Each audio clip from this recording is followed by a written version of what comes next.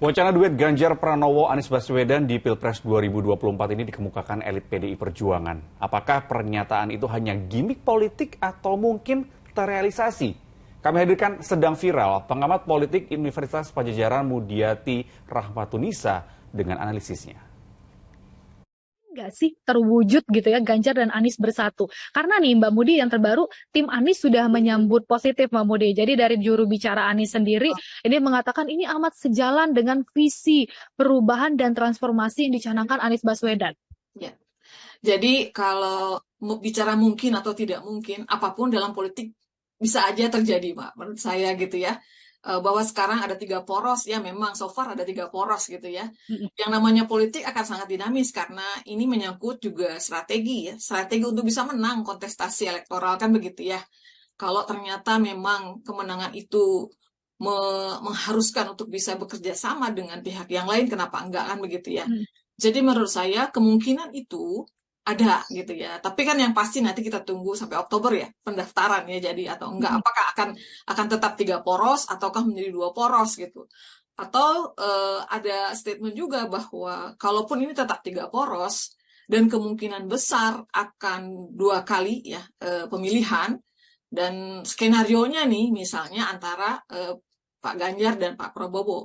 Jadi menurut saya ini peluang tadi ya suara dari kantongnya pendukungnya Pak Anies diharapkan dengan statement manis ini kan menurut saya juga bisa nanti mungkin bisa beralih sebagian besar ke Pak Ganjar misalnya. Ada skenario-skenario seperti itu.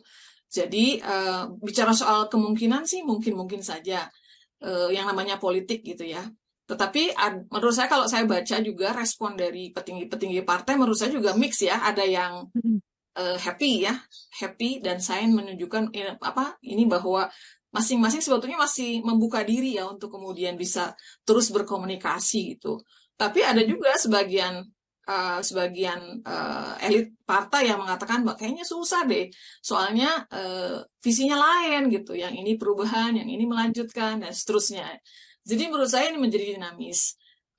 Tetapi menurut saya responnya adalah so far sih ya sah-sah aja gitu untuk kemudian bisa membayangkan itu terjadi gitu Mbak Dina. Karena politik dinamis jadi tidak ada yang tidak mungkin begitu ya Mbak Mudi. Tapi Persis. katakanlah Ganjar Anies bersatu, siapa yang kira-kira akan jadi capres dan cawapresnya? Wah, ini pertanyaan juga sama dinamisnya nih Mbak Gina ya. Itu berandai-andai Mbak Mudi.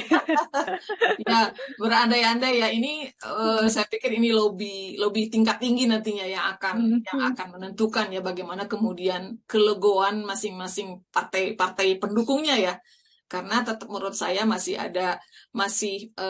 itu menyangkut juga soal interest masing-masing partai pendukung juga ya. Apakah kemudian Ganjarkah nantinya akan menjadi capresnya dan Pak Anies menjadi cawapresnya atau sebaliknya gitu ya. Ini sangat-sangat cair menurut saya gitu. Agak-agak sulit juga diprediksi ya karena ya sekali lagi ya sangat-sangat dinamis gitu Mbak.